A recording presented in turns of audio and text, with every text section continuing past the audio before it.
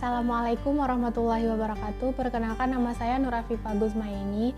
Saya mahasiswa jurusan Ilmu Administrasi Negara UNP angkatan 2017. Pada kesempatan kali ini saya akan mempresentasikan materi studi masyarakat Indonesia dengan tema globalisasi dan konsekuensinya bagi kehidupan masyarakat Indonesia. Saya mengambil judul yaitu pengaruh kecanduan game online terhadap generasi muda di Indonesia. Pada presentasi kali ini ada beberapa hal yang akan saya bahas. Yang pertama yaitu mengenai konsep globalisasi, yang kedua konsep game online, yang ketiga pengaruh kecanduan game online terhadap generasi muda di Indonesia, dan yang terakhir yaitu upaya untuk mengatasi kecanduan game online tersebut. Baiklah, pertama saya akan membahas mengenai apa itu globalisasi.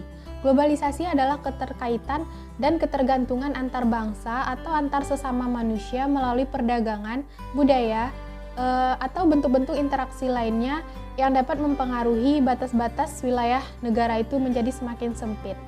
Secara umum, globalisasi dapat diartikan sebagai proses masuknya ke ruang lingkup dunia. Globalisasi ini ditandai dengan semakin berkembangnya teknologi informasi dan komunikasi, sehingga teknologi komunikasi dan informasi ini menjadi penggerak dari globalisasi tersebut.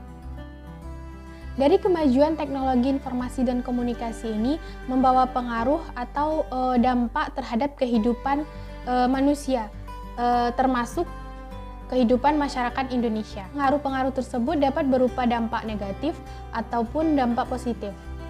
Yang pertama saya akan membahas mengenai dampak positif dari adanya globalisasi. Dampak positif yang pertama yaitu komunikasi dan transportasi menjadi lebih dinamis. Dengan adanya kemajuan teknologi informasi dan komunikasi, jarak antar wilayah menjadi terasa lebih dekat. Misalnya, dari negara satu ke negara lainnya dapat dijangkau dengan lebih mudah dan dalam waktu yang cukup singkat. Dampak positif yang kedua yaitu terbukanya lapangan pekerjaan. Dengan semakin maraknya perkembangan teknologi, maka produksi alat-alat komunikasi menjadi semakin banyak, sehingga hal ini akan membuka lapangan pekerjaan bagi masyarakat Indonesia dalam dunia perindustrian alat komunikasi tersebut. Dampak positif globalisasi yang ketiga yaitu meningkatnya toleransi antar sesama bangsa atau tindakan saling membantu antar sesama manusia. Dengan berkembangnya teknologi informasi, maka kita akan menjadi lebih mudah untuk mendapatkan suatu informasi dan lebih cepat sampai informasi satu kepada informasi lain. Dapat kita ambil contoh, apabila terjadi suatu bencana di suatu wilayah, maka kita akan dapat memperoleh informasi tersebut dengan lebih cepat, sehingga bantuan-bantuan pun turun kepada wilayah yang terkena bencana tersebut. Dampak positif globalisasi yang keempat yaitu proses pemerintahan lebih demokratis dan lebih terbuka lagi, karena informasi jadi lebih mudah diakses oleh masyarakat Indonesia. Meskipun globalisasi ini membawa pengaruh positif terhadap kehidupan masyarakat Indonesia, namun tak dapat dipungkiri bahwa dampak negatif dari globalisasi ini juga dapat mempengaruhi kehidupan masyarakat Indonesia. Dampak negatif globalisasi tersebut diantaranya yang pertama yaitu produk-produk luar negeri atau produk-produk asing menjadi lebih mudah masuk ke Indonesia, sehingga produk-produk lokal atau produk-produk dari Indonesia menjadi tersaingi. Dampak negatif yang kedua yaitu semakin memudarnya nilai-nilai budaya di Indonesia. Dengan masuknya pengaruh barat dari luar negeri, maka nilai-nilai budaya Indonesia menjadi semakin memudar, karena generasi mudanya lebih menyukai atau lebih mengikuti perkembangan zaman. Dampak negatif yang ketiga yaitu adanya kesenjangan sosial. Dengan adanya persaingan bebas dalam dunia perdagangan antar bangsa, maka akan ada yang menang dan yang kalah. Yang menang dari persaingan pasar tersebut akan memonopoli dan menguasai pasar, sehingga yang kalah pun akan tertindas. Dampak negatif yang keempat yaitu semakin memudarnya apresiasi terhadap budaya-budaya tradisional dari Indonesia. Kebanyakan pada saat ini generasi muda lebih mencintai budaya luar, seperti maraknya penggemar K-pop di Indonesia. Hal ini mengakibatkan budaya-budaya tradisional yang ada di Indonesia seperti tarian-tarian tradisional atau lagu-lagu tradisional Indonesia terlupakan. Selanjutnya saya akan membahas materi mengenai game online. Salah satu bentuk dari globalisasi adalah berkembangnya game online di Indonesia. Semakin maraknya perkembangan teknologi informasi, maka semakin marak juga munculnya game-game online ini. Game online itu sendiri merupakan suatu permainan digital yang dapat dimainkan apabila kita terhubung dengan jaringan internet. Game online ini memungkinkan penggunanya dapat terhubung dengan pengguna-pengguna lain dalam waktu bersamaan, sehingga mereka dapat melakukan interaksi dalam dunia maya melalui game online tersebut. Game online ini sebagai alat hiburan multimedia dapat menimbulkan ketertarikan para penggunanya untuk terus-terusan menggunakan game online tersebut karena di dalamnya terdapat misi-misi yang harus diselesaikan dalam waktu yang sudah ditentukan.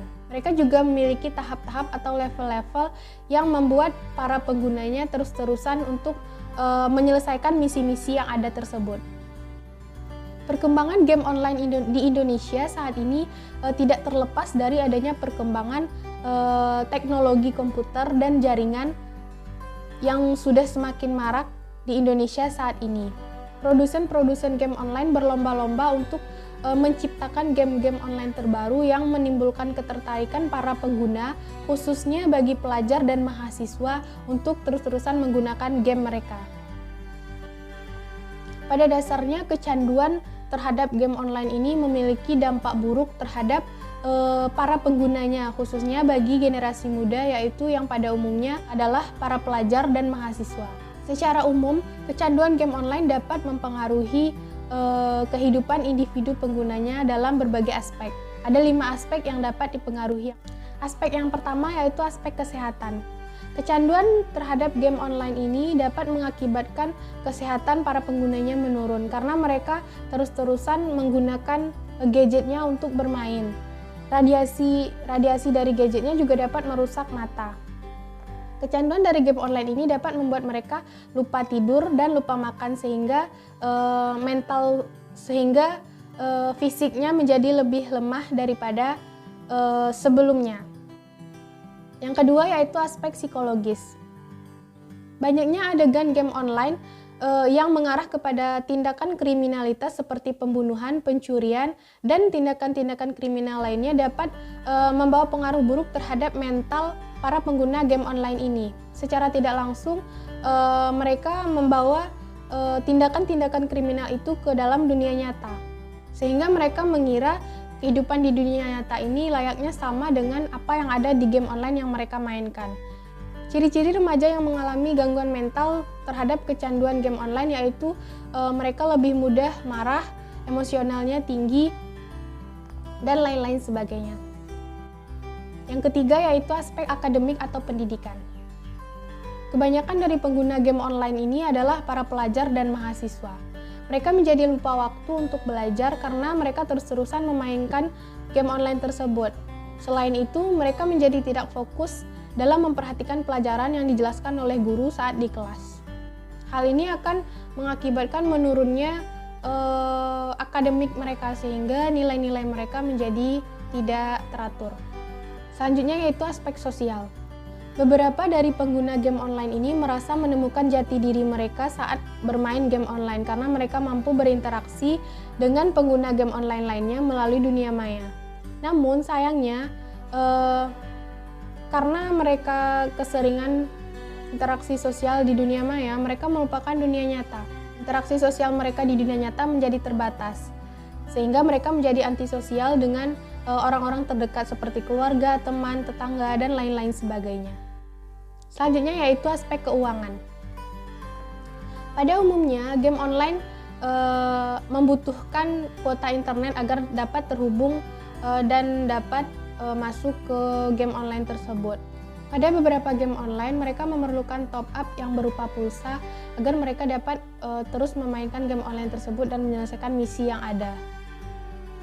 Nah, pada kebanyakan pengguna game online, mereka adalah pelajar dan mahasiswa. Mereka belum memiliki penghasilan sendiri, sehingga hal ini menimbulkan tindakan-tindakan yang membuat mereka berbagai macam cara yang mereka lakukan untuk mendapatkan uang agar mereka dapat memenuhi kebutuhan untuk bermain game online tersebut. Bisa saja mereka berbohong kepada orang tua untuk mendapatkan uang atau bahkan mereka bisa mencuri. Hal ini merupakan tindakan yang tidak baik atau mengarah kepada tindakan kriminalitas. Nah, sudah kita lihat beberapa dampak negatif dari kecanduan game online tersebut. Maka ada beberapa upaya yang dapat kita lakukan untuk mengatasi kecanduan game online tersebut. Yang pertama yaitu attention switching. Maksudnya yaitu mengalihkan perhatian para pengguna game online kepada hal yang lebih positif, seperti olahraga. Apabila mereka fokus dengan olahraga, maka fokus mereka terhadap game online akan berkurang. Sehingga kecanduan mereka terhadap game online tersebut dapat berangsur-angsur menurun. Dan secara perlahan mereka akan melupakan game online yang biasa mereka mainkan. Yang kedua yaitu melalui discussion. Maksudnya di sini adalah memberikan nasihat atau membujuk para pengguna game online ini agar mereka menyadari bahwa banyak sekali dampak-dampak negatif yang dapat ditimbulkan akibat dari kecanduan game online ini. Tindakan discussion ini dapat mengarah pada tindakan persuasif. Selanjutnya yaitu education. Maksudnya di sini adalah lebih mengacu kepada pengetahuan dan ilmu yang dimiliki oleh para pengguna game online tersebut. Mereka harus aktif dalam memastikan bahwa dirinya tidak kecanduan dalam game online. Jadi mereka harus lebih mandiri dan lebih mengarah kepada diri mereka sendiri. Mereka harus lebih tahu mengenai dampak-dampak negatif dari kecanduan game online itu, sehingga mereka menyadari bahwa apabila terus-terusan memainkan game online ini, maka mereka dapat mengakibatkan hal-hal buruk seperti yang sudah dijelaskan tadi. Selanjutnya yaitu upaya yang dapat dilakukan parental monitoring, yaitu pengawasan dari orang tua. Pengawasan dari orang tua terhadap anak-anaknya sangat penting dalam mencegah mereka untuk kecanduan terhadap game online ini. Orang tua dapat membatasi akses mereka terhadap game online atau tidak terlalu memfasilitasi mereka untuk mengakses game-game online tersebut dengan cara tidak memberikan mereka fasilitas berupa gadget atau bahkan dapat membatasi aplikasi-aplikasi yang ada di gadget mereka dan mengatur jam atau waktu-waktu mereka untuk bermain, untuk belajar, dan untuk kewajiban-kewajiban mereka lainnya. Upaya selanjutnya yang dapat dilakukan adalah resource restriction. Maksudnya di sini adalah membatasi bagi pengguna game online agar mereka tidak dapat mengakses game online tersebut. Ini lebih kepada tindakan melarang para pengguna game online agar mereka tidak terlalu kecanduan dengan game online tersebut. Nah, dari penjelasan tadi dapat kita lihat bahwa perkembangan teknologi informasi dan komunikasi ini sesungguhnya membawa dampak positif bagi kehidupan masyarakat Indonesia apabila kita menggunakan dan memanfaatkannya dengan sebaik mungkin. Namun apabila kebablasan, maka hal itu juga akan memberikan dampak negatif bagi diri kita sendiri. Jadi dapat disimpulkan bahwa perkembangan teknologi informasi di era digital ini sangat pesat. Salah satu produk dari perkembangan teknologi tersebut adalah game online. Nah, seharusnya game online ini dimanfaatkan untuk sebagai hiburan atau sebagai sarana untuk melepaskan penat. Namun apabila kita kecanduan terhadap game online ini juga dapat membawa pengaruh buruk terhadap diri sendiri, khususnya bagi pengguna game online yang candu tersebut. Dapat kita lihat bahwa kecanduan game online memiliki pengaruh buruk seperti adanya antisosial, adanya pengaruh terhadap kesehatan, adanya pengaruh terhadap mental, dan lain-lain sebagainya. Nah, untuk mengatasi kecanduan game online tersebut, agar dampak buruknya tidak terlalu dirasakan, maka dapat dilakukan dengan upaya-upaya pencegahan kecanduan game online yang sudah dijelaskan tadi. Sehingga dapat disimpulkan bahwa dalam penggunaan sesuatu seharusnya tidak berlebihan dan digunakan secukupnya dan sebaiknya. Terima kasih, mungkin itu saja yang dapat saya sampaikan pada presentasi kali ini. Jika ada salah janggal, saya mohon maaf. Saya akhiri dengan wabillahi taufiq wal hidayah. Wassalamualaikum warahmatullahi wabarakatuh.